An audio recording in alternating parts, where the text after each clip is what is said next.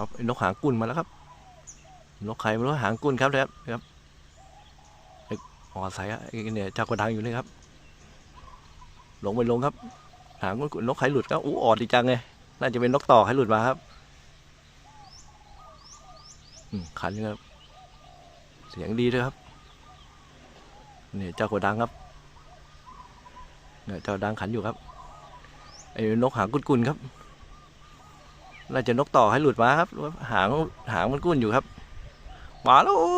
เรียบร้อยเรียบมับเรียบร้อยครับ ไม่มีปัญหาเดี๋ยวลงกันครับ